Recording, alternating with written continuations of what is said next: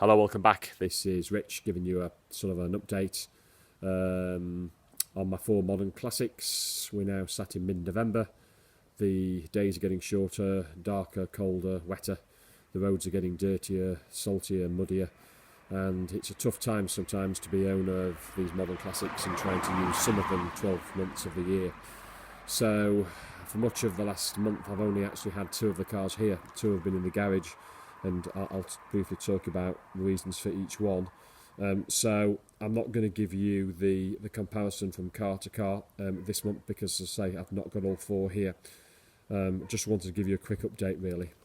So first of all, the Porsche Boxster S, that went into its winter hibernation at the start of October, so that's been off on a C-Tech trickle charger for about 6 weeks, and it'll stay off until the summertime when I bring that back out. The Mark 1 TT 3.2 V6 has that came onto the road after it had been off all summer.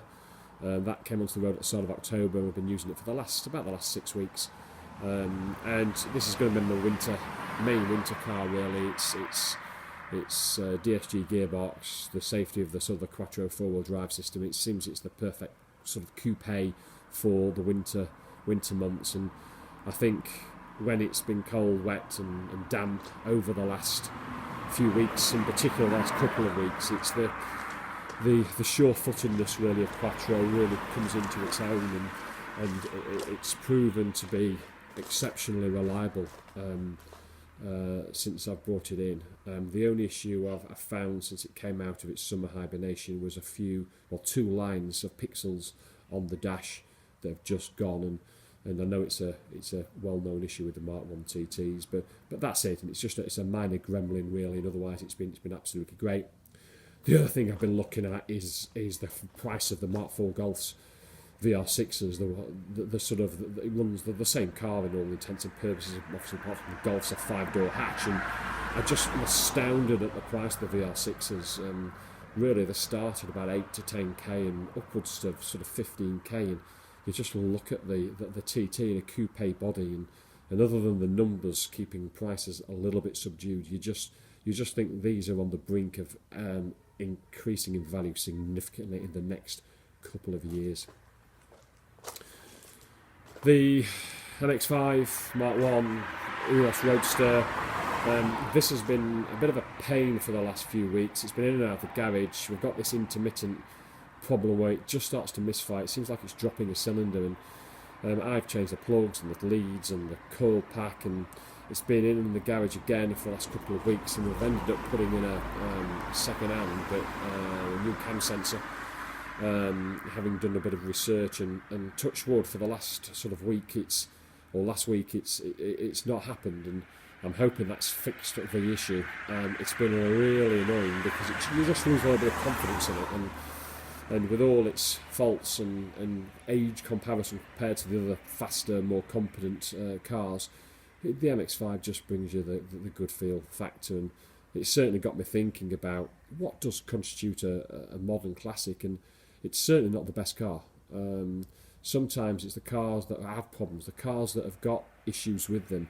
It makes them just that bit more desirable, just a bit more rewarding to drive, and the MX-5 is one of those. It's not the best car, it's not the quickest car, it's not the fastest car, it's got ergonomics aren't great, its gearbox is lush, but it's got very light steering, but it just has something. It has something that really difficult to nail down. But do you know what? The simplicity of the MX-5, I think, it makes it such a desirable car. And again, it's one that will never be worth huge amounts, but you just feel that you keep this for years and years, and you're never going to lose money on this. And then the other car that's clearly not here is my SL500. I reported last month that it had gone in for, it had rust on its rear wheel arches. That's turned into the mother of all restoration jobs now. I viewed the car 2 weeks ago. All the back end of the car is literally in pieces, and the rust is far worse than I ever thought. And it's just, I want the car back, but I really don't want the bill that's going to come with it. But that's definitely a keeper because I've invested so much money into that. It's had everything really needed, and that will put it now in pretty much a concours type of condition. but well, I just don't want the bill when that eventually arrives.